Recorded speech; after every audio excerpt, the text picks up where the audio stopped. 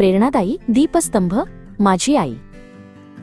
यमुनाबाईंचा जन्म एका साध्या पण सुसंस्कारित कुटुंबात झाला. आई मंजुळाबाई आणि वडील महादेव चिंजुरके यांचं घर म्हणजे प्रेमाचं माहेरघर. गरिबी होती पण कधीही कोणाची कसर वाटली नाही. घरात 3 मोठे भाऊ वजा विश्वनाथ, दत्तू आणि सुखदेव. सर्वजण तिला लहान बहीण म्हणून जीवापाड जपत. लहान वयातच यमुनाबाईंनी कामाची शिस्त, माणुसकीची किंमत आणि मायेची ऊब शिकली. शाळा फारशी झाली नाही पण घरकाम, शेतकाम आणि मोठ्यांचे आदरातिथ्य तिला लहान वयातच आत्मसात झालं. तिच्या स्वभावातली गोडवा, शांतता आणि मृदू बोलणं यामुळे गावातली माणसंही तिला आपलीच समजू लागली. तिला नेहमी वाटायचं की घर म्हणजे फक्त भिंती नाही, तर प्रेम, त्याग आणि समर्पणाची शाळा आहे. आई मंजुळाबाईंचं कष्टाळू आणि संयमी व्यक्तिमत्व यमुनाबाईंमध्ये उतरलं. वडील महादेवांचं साधं पण कणखर वागणं तिच्या निर्णय क्षमतेला आकार देत गेलं. यमुनाबाईंच्या आयुष्याची पहिली पायरी म्हणजे तिचं माहेर वजा, जिथे तिला मायेची शिदोरी मिळाली आणि पुढील आयुष्याची उभारणीसाठी जिवंत मोलाचे संस्कार. यमुनाबाईंचं लग्न निवृत्ती यांच्याशी झालं. दोघांचंही घर गरिबीत होतं पण मन मात्र श्रीमंतीने भरलेलं होतं. विवाहाच्या वेळी ना दागदागिने ना खास व्यवस्था, फक्त एकमेकांच्या साथीतून आयुष्य घडवायचं स्वप्न होतं. लग्नानंतर निवृत्ती यांना शासकीय नोकरी मिळाली पण तीही मैल कामगाराची वजा पगार फक्त 30 रुपये. त्यामुळे यमुनाबाईंनी घराचं आणि शेतीचं सगळं ओझं आपल्या खांद्यावर घेतलं. त्या काळात स्त्रियांनी फक्त घर सांभाळावं अशीच अपेक्षा असायची, पण यमुनाबाईंनी त्या कल्पना मोडीत काढल्या. सकाळी लवकर उठून चूल, मुलं, शेत, जनावरं आणि घरातील मोठ्यांची सेवा, वजा हे सगळं त्या एका हाताने करत असत. त्यांच्या डोळ्यात कधी थकवा दिसला नाही आणि तोंडून कधी तक्रार आली नाही. संसार म्हणजे केवळ सोयी नसतात तर एकमेकांची साथ आणि समजूतही असते. वजा हे त्यांनी आपल्या वागणुकीतून दाखवलं. ज्यांनी काहीच नव्हतं त्यांनी मायेच्या आणि कष्टाच्या ओलाव्यातून एक हक्काचं घर उभं केलं. वजा हेच त्यांच्या नव्या संसाराचं खरं यश होतं. लग्नानंतरची सुरुवात म्हणजेच संघर्षांची शाळा होती. शेती, जनावरं, घर खर्च आणि सासरच्या जबाबदाऱ्या सगळं काही यमुनाबाईंच्या खांद्यावर. निवृत्ती यांचा पगार कमी होता आणि घरातले तोंड अनेक, पण या परिस्थितीवर कधी तक्रार केली नाही. उलट जिद्दीने तिचा सामना केला. सासू सासऱ्यांची सेवा करताना तिने स्वतःच्या सुखदुःखाला मागे टाकलं. सासूबाईंचं लवकरच निधन झालं पण त्यानंतर यमुनाबाई कुटुंबाची खऱ्या अर्थाने माया बनली. घरातली मोठी, सगळ्यांना समजून घेणारी, हसत हसत संसार सांभाळणारी स्त्री म्हणून तिला सर्वांचा आदर मिळत गेला. शेतीत तिने स्वतः राबून कष्ट घेतले. उन्हातान्हात न थकता तोंडावर एक हसू घेऊन ती कधी शेतात तर कधी विहिरीवर दिसायची. हाताला फोड आले तरी तिचं मन मात्र न डगमगलेलं. तिने कधी मोठं स्वप्न पाहिलं नाही पण आपल्या छोट्या कृतींनी एक मोठा आदर्श निर्माण केला. संसार हा केवळ 2 माणसांचा नव्हे तर एका स्त्रीच्या त्यागाने उभा राहतो हे यमुनाबाईंनी सिद्ध केलं. घरात 2 मुलं वजा मोठा अशोक आणि लहान सतीश. यमुनाबाईंसाठी हे दोघं म्हणजे तिच्या जीवनाचं सार होतं. आर्थिक परिस्थिती बेताची असली तरी शिक्षणाच्या बाबतीत कधीच तडजोड केली नाही. माझी मुलं शिकली पाहिजेत, आपल्याहून चांगली आयुष्य जगली पाहिजेत ही तिची जिद्द होती. अशोकला शिक्षक बनवायचं स्वप्न तिने उराशी बाळगलं.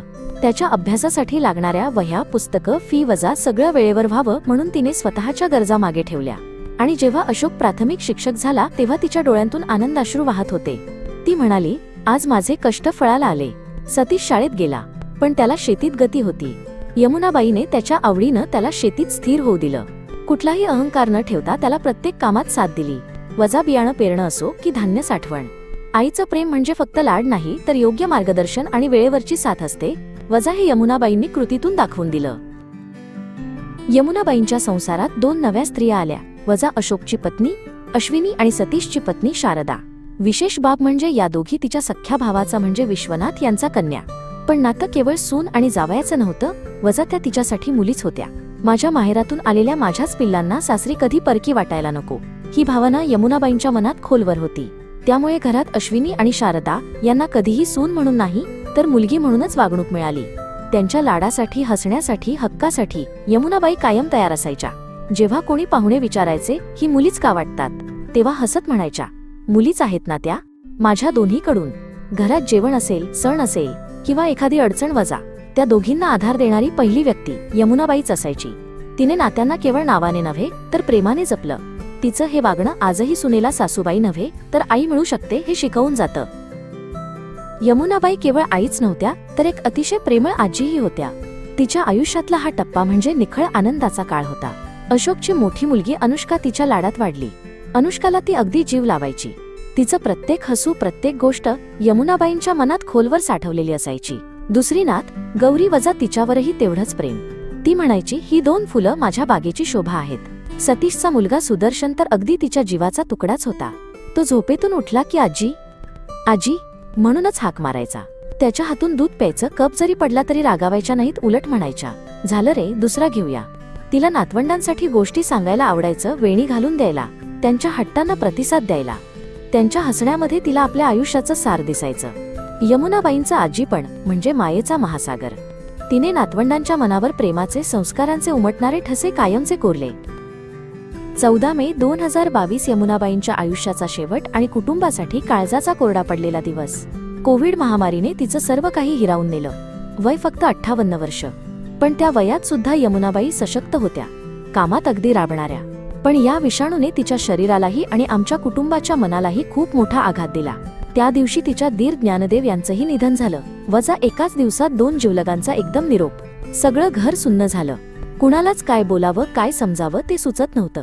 तिच्या अनुपस्थितीत घर शांत, रिकामं आणि उदास वाटू लागलं. ती असायची तेव्हा घरात एक सुसाट ऊब होती. वजा तिच्या आवाजाने, तिच्या चालण्याने, तिच्या लाडाने भरलेलं. आता ती जागा असूनही त्यात ती नव्हती. वजा ही जाणीव फार असह्य होती. तिने कितीतरी स्वप्न पाहिली, काही पूर्ण केली, काही अपूर्ण राहिली. पण तिनं दिलेली माया, शिकवलेली माणुसकी आणि घडवलेली माणसं, वजा तीच तिची खरी जिवंत आठवण ठरली.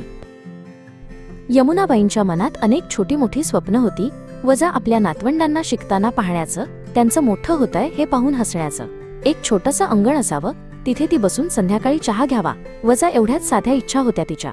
पण नियतीला काही वेगळंच मान्य होतं. त्या गेल्यानंतर तिच्या अपूर्ण इच्छा आम्ही पूर्ण करत आहोत. वजा घरातले बदल, मुलांचं शिक्षण, सणांची साजेरी. पण या सगळ्यात ती नाही, याचं दुःख कायम आहे. तिच्या अनुपस्थितीतही ती सतत सोबत असल्यासारखी वाटते. वजा तिच्या आठवणींमधून, तिच्या शिकवणीतून. एखादं काम करताना, एखादी गोष्ट ऐकताना तिचं वाक्य आठवतं, माणूस पण जपलं की सगळं जमतं. ती फक्त आई नव्हती, ती एक विचार होती. तिचं संपूर्ण आयुष्य म्हणजे एक शिकवण आहे. वजा संयम, कष्ट, माया आणि नात्यांचं खऱ्या अर्थानं जपणं काय असतं याचं जिवंत उदाहरण. तिच्या स्मृतींतून आम्हाला जी प्रेरणा मिळते तीच तिच्या अपूर्ण इच्छा पूर्ण करत राहण्याची खरी ऊर्जा आहे.